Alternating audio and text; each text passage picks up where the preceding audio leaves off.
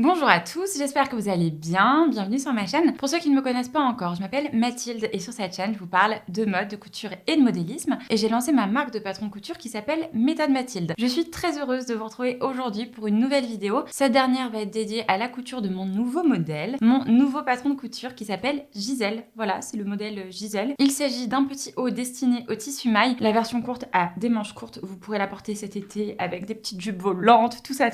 Et la version longue, c'est plus pour maintenant avec des manches longues. Elle s'arrête aux petites hanches. Je suis trop contente de ce modèle. Bon, vous me direz, c'est moi qui l'ai mis au point. Mais depuis justement que je l'ai mis au point, j'ai envie de me le coudre dans toutes les couleurs de l'arc-en-ciel parce que ce petit haut va avec tout. En fait, c'est simple. C'est un modèle qui, de par son décolleté cœur, fait la part belle à la silhouette. Il est assez simple, c'est pour ça qu'il se marie avec beaucoup d'autres pièces. Outre cela, de par le fait que ce patron soit destiné au tissu maille et s'adapte très bien aux différentes morphologies, donc il ira, je pense, à de nombreuses personnes. Et clou du spectacle, vous avez été très nombreux et nombreuses à me le réclamer, ce patron est compatible avec un niveau en couture débutant. À l'instar de tous mes autres modèles, ce patron est un patron PDF que vous retrouverez sur mon site internet methodemathilde.com.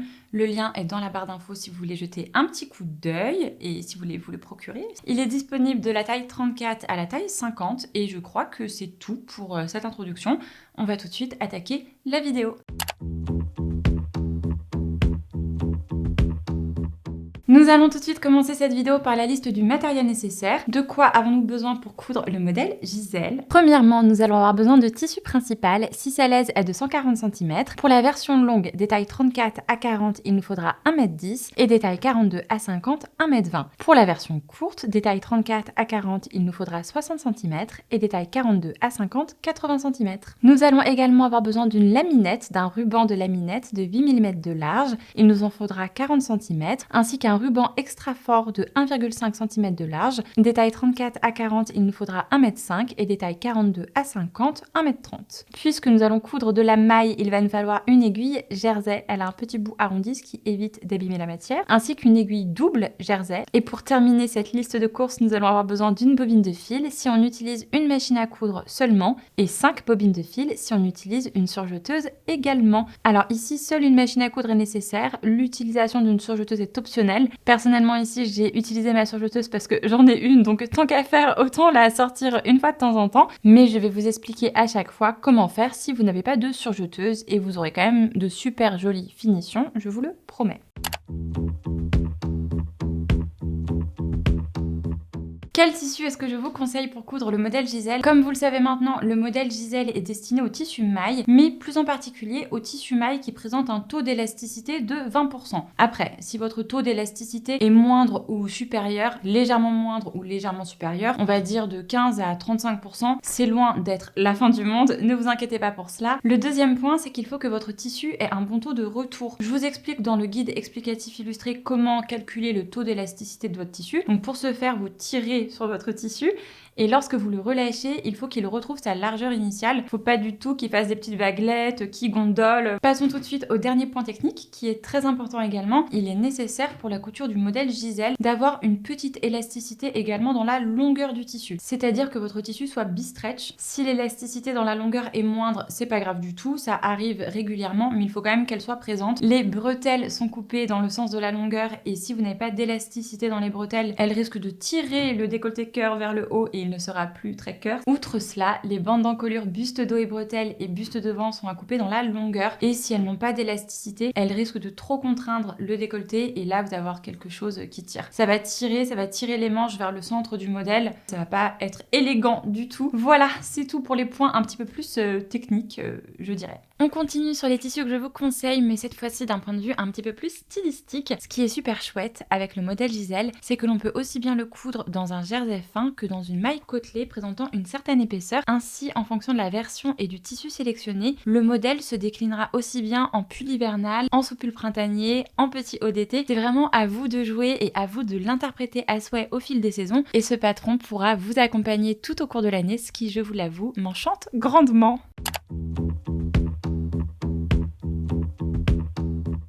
Comment choisir la taille du modèle Gisèle que vous allez coudre? Ici, il vous faudra vous baser, puisque c'est un petit haut, sur 2 mesures uniquement, votre tour de poitrine et votre tour de taille, et il faudra se référer au tableau numéro 1, celui des mesures du corps, et non au tableau numéro 2, celui des mesures du vêtement terminé. Alors, je vous l'ai mis quand même parce que bon, je me suis dit, si vous voulez le regarder, comme ça vous l'avez, mais on s'en occupe pas vraiment, parce que en fait, ici, les mesures du vêtement terminé sont inférieures aux mesures du corps, de par le fait que la maille est une matière extensible. Donc, ce que vous faites, c'est que vous prenez votre tour de poitrine et votre tour de taille, et vous vous intéressez vraiment principalement à votre tour de poitrine. C'est avec ce dernier que l'on va déterminer la taille que l'on va coudre, parce que c'est cette mesure qui impacte le plus le rendu du modèle sur vous, de par le décolleté cœur. Le raisonnement à avoir est le suivant, je prends mon téléphone parce que j'ai pas toutes les mesures en tête. Si votre tour de poitrine est compris entre 77 cm et 81, il faudra coudre la taille 34. Entre 81 et 85, la taille 36. Entre 85 et 89, la taille 38. Et ainsi de suite. Pourquoi est-ce que ici le tour de taille se fait secondaire? Pour 2 raisons. La première est que les tissus mailles étant extensibles, et bien même si vous êtes un petit peu serré à la taille, la matière s'étirera et au final vous ne serez pas serré. Et la deuxième est que le modèle est cintré à la taille. Il est un petit peu cintré à la taille, je ne vais pas vous mentir, mais il n'est pas extrêmement cintré à la taille. Ne vous inquiétez pas, vous aurez de la place. C'est tout pour la manière de choisir la taille que l'on va coudre. On continue la vidéo.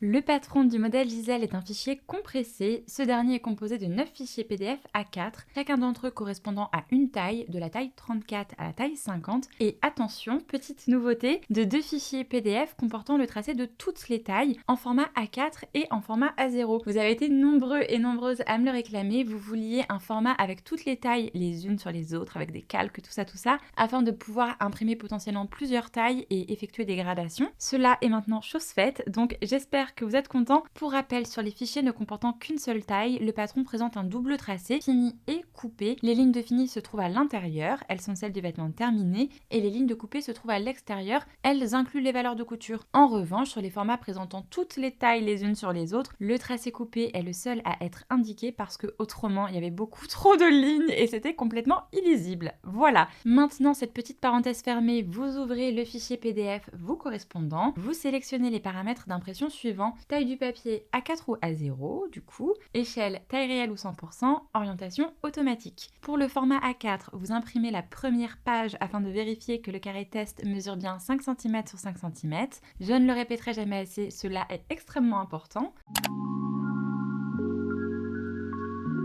Passons tout de suite à la liste des morceaux. On commence avec le buste et le morceau numéro 1 qui est le buste devant. Ce morceau est à couper une fois au pli dans le tissu. Le morceau numéro 2, la bretelle, est à couper 2 fois dans le tissu. Et le buste dos, le morceau numéro 3, est à couper une fois au pli dans le tissu. Ensuite, on passe aux bandes d'encolure. La bande d'encolure devant est le morceau numéro 4. Ce morceau est à couper une fois dans le tissu, ainsi que la bande d'encolure dos et bretelle, le morceau numéro 5. On passe tout de suite à la manche, qui est le morceau numéro 6, et c'est d'ailleurs notre dernier morceau. Ce dernier est à couper 2 fois dans le tissu, sans surprise. Ce fut plus rapide que d'habitude, parce que sans entoilage et sans doublure, on va beaucoup plus vite. Avant de passer à la coupe des morceaux, on repasse notre tissu principal sans le détendre.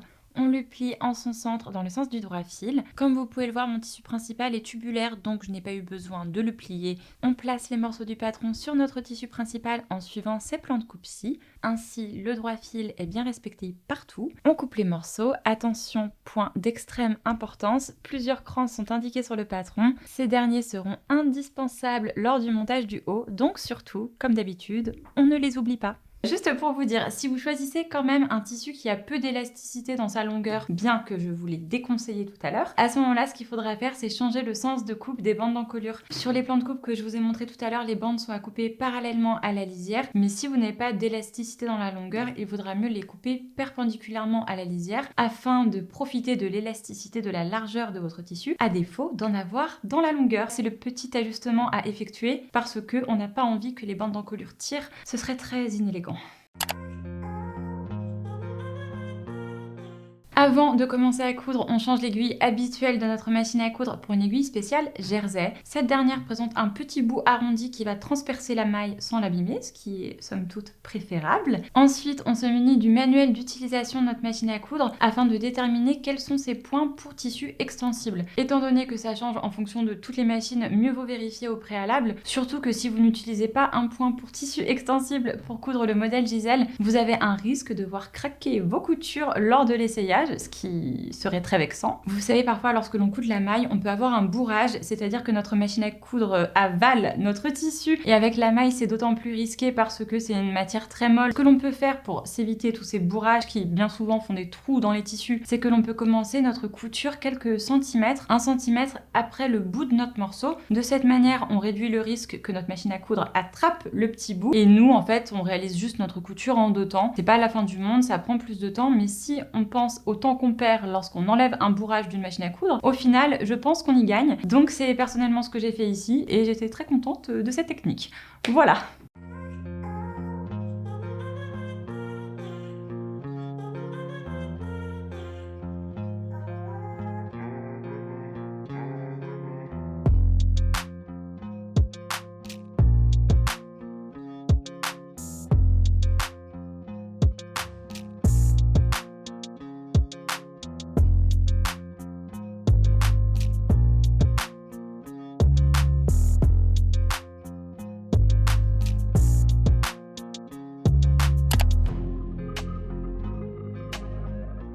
On prend le buste dos et les 2 bretelles, on mesure la longueur de la ligne d'épaule sans inclure les valeurs de couture, on coupe 4 bandes de laminette de cette longueur. Envers des 3 morceaux sous les yeux, on coud la laminette au bord de leur ligne d'épaule en effectuant un point zigzag de 6 mm de large au centre de la laminette. Puis, toujours le long des lignes d'épaule de ces 3 morceaux, on effectue un repli de 8 mm vers l'envers, qui est la largeur de la laminette. On effectue ce repli avec notre machine à coudre en piquant au point droit au bord du pli. La laminette se trouve ainsi enfermée dans le pli, ce qui est préférable, ça nous évitera de voir cette dernière fondre lors du repassage. Alors, ça m'est déjà arrivé et je vous garantis que retirer de la laminette de fer à passer, il y a plus agréable à faire en couture. Alors, pourquoi est-ce que l'on pose de la laminette? Si vous n'avez jamais cousu de maille, vous vous posez peut-être la question, et c'est tout à fait légitime. Comme vous l'avez vu, la laminette c'est un petit ruban de plastique transparent et il va nous permettre de consolider certaines des lignes de construction du vêtement parce que la maille est une matière qui a tendance à se déformer dans le temps, et si on ne pose pas de laminette sur les lignes d'épaule, on a le risque que dans le temps, lavage après lavage, eh bien les lignes d'épaule s'affaissent un petit peu, tombent et que ce soit moche.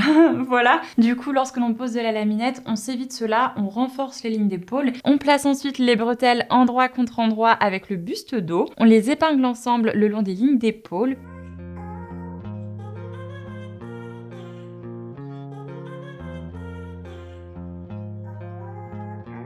Puis on les coud à 1 cm du bord.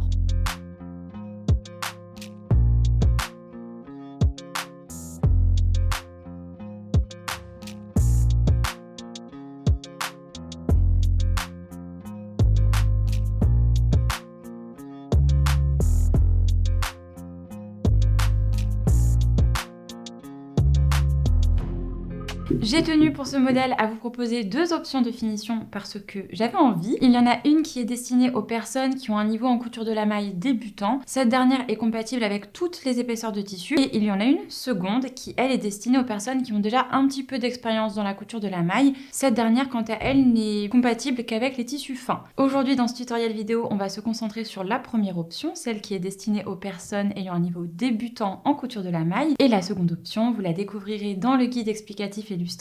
La différence ne se situe pas à l'endroit du vêtement, c'est-à-dire qu'à l'extérieur, il n'y a aucune différence. La différence se situe à l'intérieur. Avec l'option numéro 1, vous aurez un surjet apparent sur l'encolure, et avec l'option numéro 2, vous n'aurez pas de surjet apparent sur l'encolure. Voilà, il y aura une petite piqûre. La deuxième option est un petit peu plus propre, néanmoins, elle est plus compliquée et elle est compatible avec moins de tissu. On prend la bande d'encolure buste dos et bretelles, on la plie en 2 dans le sens de sa longueur et on marque ce pli au fer à passer. L'endroit du tissu se trouve à l'extérieur du pli et l'envers du tissu, sans surprise, à l'intérieur. Si on a une surjeteuse, on la sort déjà et on règle la largeur de son point à 4,5 mm. On surjette l'une des 2 longueurs de la bande à 1 cm du bord.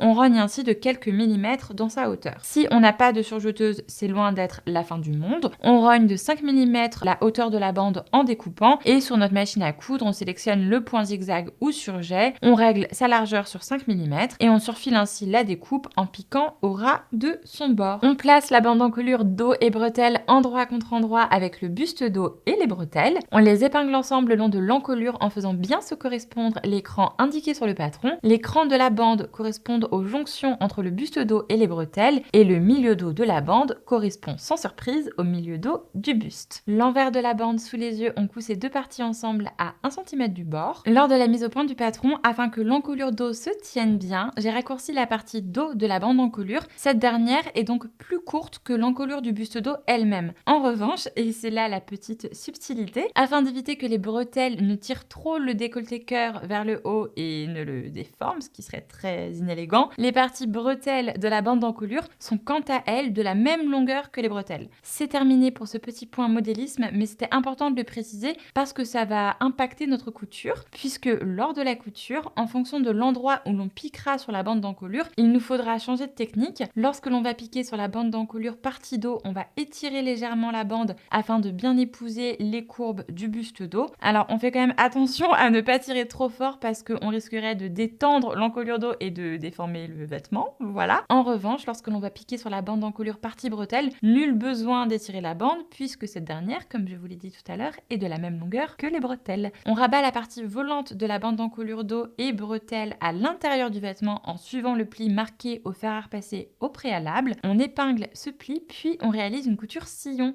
C'est-à-dire qu'en droit du buste, sous les yeux, dans le sillon de la couture d'assemblage initiale, on pique en prenant en dessous le bout de la bande d'encolure surfilée tout à l'heure. On fait attention, surtout en piquant, à ne pas grimper, je sais pas si vous voyez ce que je veux dire, mais je pense que oui, à ne pas grimper sur la partie endroit de la bande d'encolure, ça se verrait énormément sur l'endroit du vêtement, et n'oublions pas que cette piqûre sillon est quand même destinée à rester invisible. Donc on prend son temps, comme vous pouvez le voir, je pique extrêmement lentement, parce que là vraiment, mieux vaut prévenir que guérir.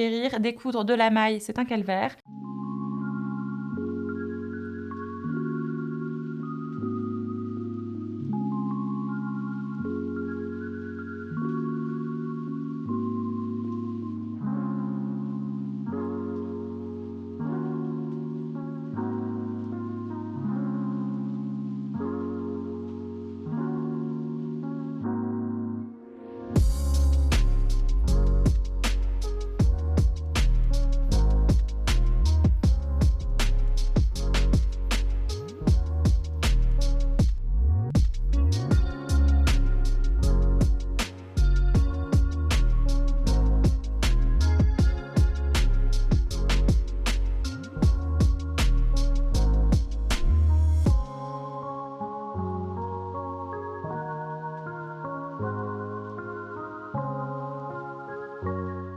Juste une petite aparté, c'est la Mathilde de la fin de la vidéo qui vous parle, donc la Mathilde du futur, on peut dire. Et en fait, le petit haut que vous allez me voir coudre tout au long de ce tutoriel vidéo ne sera pas le petit haut des vues finales parce que, une fois n'est pas coutume, il y a eu du drama. Oh, mais qu'est-ce qui s'est passé? Bah qu'est-ce que tu fais là? Ah, je suis de retour. Mathilde est revenue.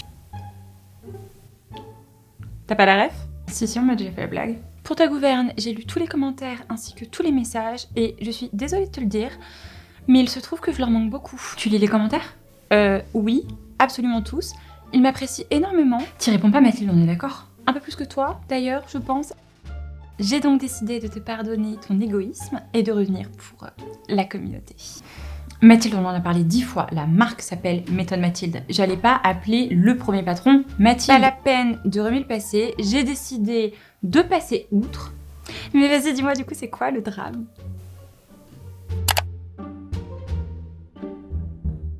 On prend la bande d'encolure devant, on la plie en deux dans le sens de sa longueur et on marque ce pli au fer à repasser. L'endroit du tissu, comme tout à l'heure, se trouve à l'extérieur du pli et l'envers toujours à l'intérieur. On place la bande d'encolure buste devant endroit contre endroit avec le buste devant. On les épingle ensemble le long de l'encolure en faisant bien se correspondre les crans indiqués sur le patron. Les premiers crans de la bande correspondent au premier cran du buste. Les seconds crans de la bande correspondent au second cran du buste, n'est-ce pas? Et le milieu de devant de la bande correspond au milieu devant du buste. L'envers de la bande sous les yeux, on coud ces deux parties ensemble à 1 cm du bord. Lors de la mise au point du patron, afin que le décolleté devant se tienne bien, j'ai raccourci la bande d'encolure du buste devant. Cette dernière est donc plus petite que l'encolure du buste devant elle-même, à l'instar de ce qui s'est passé sur le dos. Lors de la couture, on va étirer légèrement la bande afin de bien épouser les courbes du buste. On fait attention, comme tout à l'heure, à ne pas tirer trop fort parce que l'on risquerait de détendre le décolleté et de déformer le vêtement, ce qui nous intéresse pas du tout.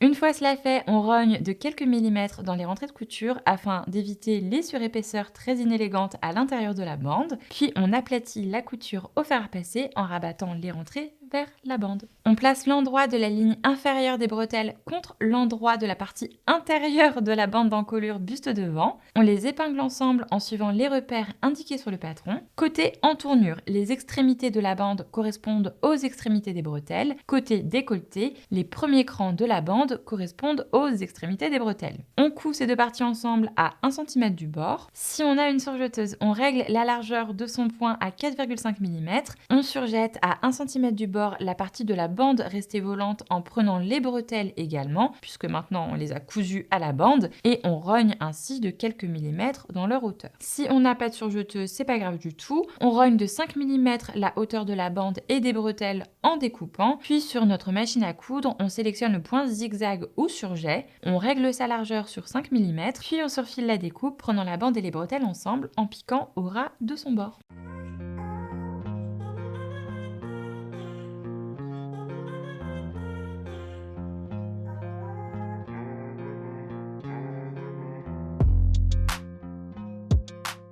On rabat la partie volante de la bande d'encolure devant, désormais cousue aux bretelles à ses extrémités, à l'intérieur du vêtement en suivant le pli marqué au fer à passer au préalable. On épingle ce pli, puis on réalise une couture sillon, c'est-à-dire qu'en droit du buste devant sous les yeux, dans le sillon de la couture d'assemblage initiale, on pique en prenant en dessous le bout de la bande d'encolure surfilée ainsi que les bretelles. On fait toujours attention en piquant à ne pas grimper sur la partie endroit de la bande d'encolure parce que cela se verrait beaucoup, et n'oublions toujours pas que cette piqûre sillon est destinée à être invisible. Nous obtenons ainsi cette construction-ci.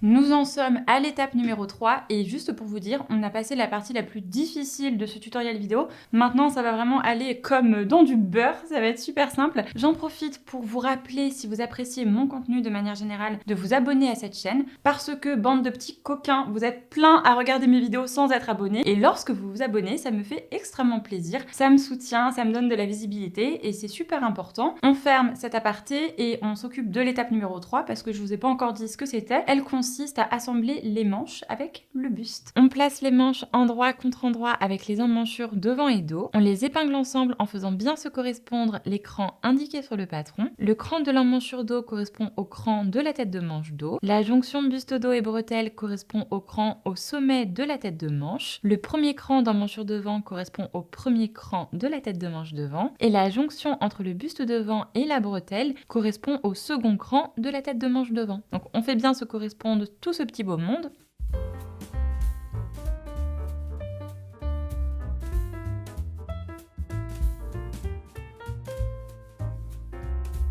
On coud ces deux parties ensemble à 1 cm du bord.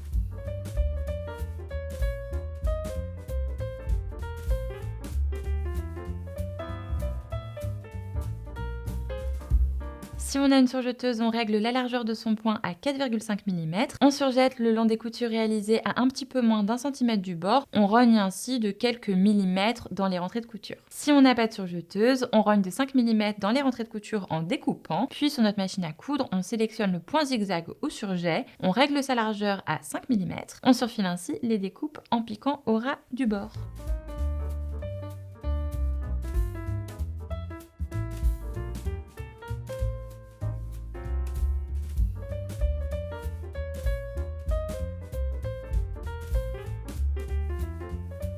On place le corps de la manche ainsi que le buste devant et dos endroit contre endroit. On les épingle ensemble en faisant bien se correspondre l'écran indiqué sur le patron, c'est-à-dire que l'écran d'extrémité de la manche se trouve l'un en face de l'autre, l'écran de la ligne de coude de la manche se trouve l'un en face de l'autre, idem pour le dessous de l'emmanchure, l'écran de la ligne de taille se trouve l'un en face de l'autre, ainsi que l'écran des extrémités du buste. Puis on les coud ensemble à 1 cm du bord en rabattant les coutures du dessous de l'emmanchure vers les manches.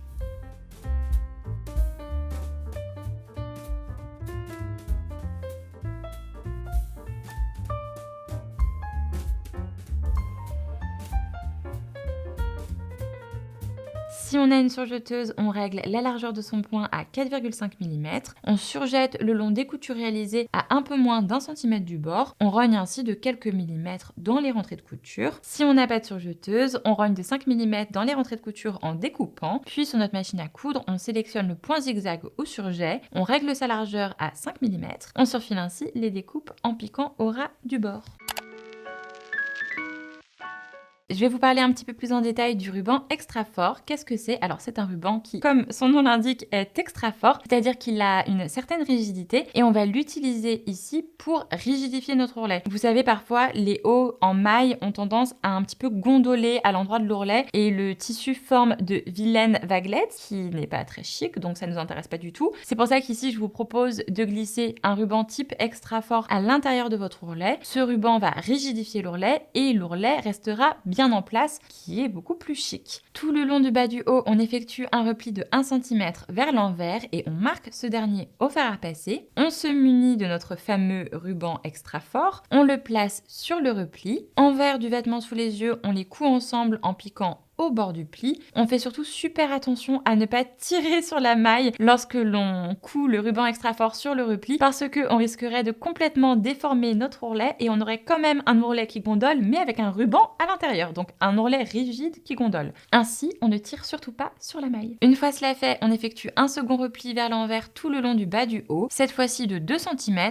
et on marque également ce dernier au fer à repasser. Vient le moment du changement d'aiguille, on enlève notre aiguille jersey et on enfile à notre machine à coudre une aiguille à jersey double. Ce que vous faites une fois que vous avez enfilé votre aiguille double à votre machine à coudre, c'est que vous réalisez une canette supplémentaire et que vous la placez au-dessus de votre machine. Alors ça, je pense que ça dépend des machines. Pour ma machine, il faut la placer au-dessus de la machine et ensuite on suit plus ou moins le parcours classique d'enfilage du fil et on la met juste dans le deuxième trou. Voilà. Dites-moi si vous aviez déjà réalisé des ourlets à l'aiguille double. Moi, je trouve que pour la maille, c'est quand même beaucoup plus joli, ça fait beaucoup plus fini qu'un ourlet avec une seule aiguille et j'aime beaucoup le résultat. Dites-moi ce que vous en pensez en commentaire. Moi, j'aime bien. Endroit du vêtement sous les yeux, on pique ce nouveau repli à 1,8 cm du bord. Alors ici, de par l'utilisation d'une aiguille double, il est nécessaire de coudre l'endroit du vêtement sous les yeux. C'est pour cela qu'il est très important de marquer le pli au fer à passer au préalable.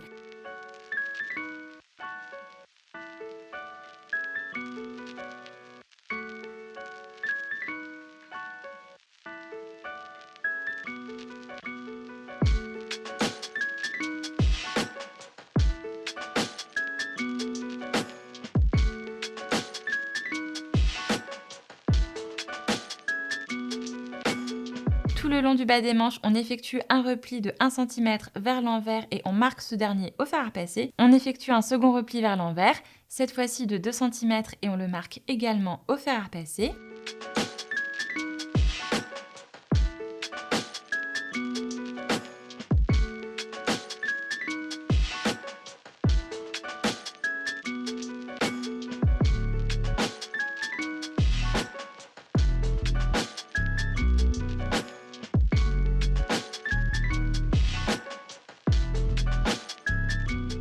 T'as eu ta dose de sommeil, maintenant tu veux faire des bêtises, laisse mes cheveux tranquilles. Vous avez vu comme elle veut être la star? Tu veux être la star? Mais tu es la star déjà.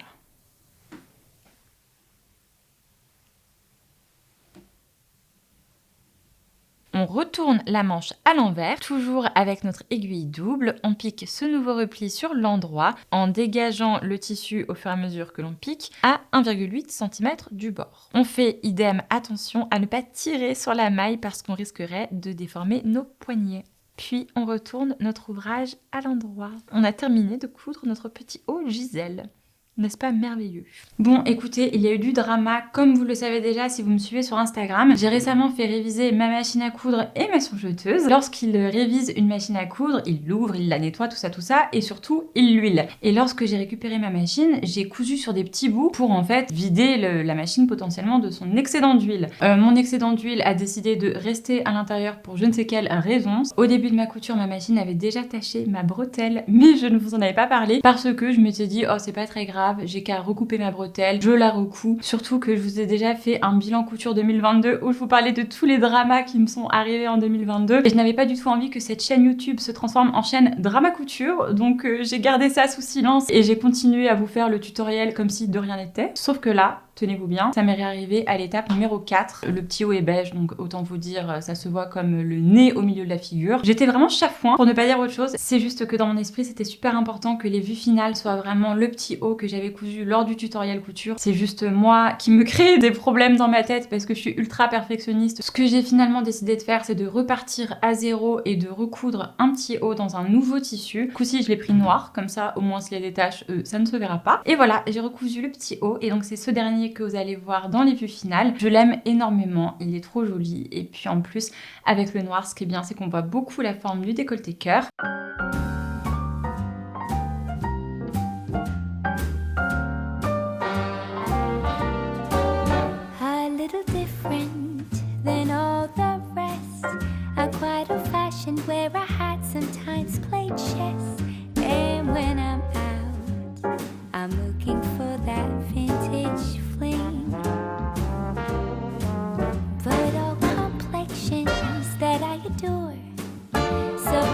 Finally seem impossible to score, so I dream on to someday find that vintage love.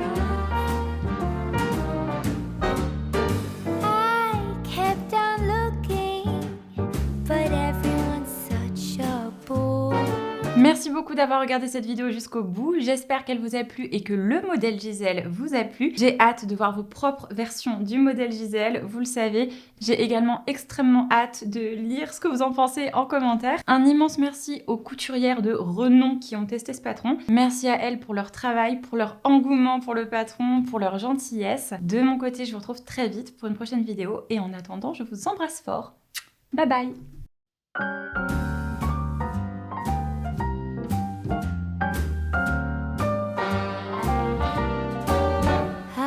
Different than all the rest. I'm quite old-fashioned where I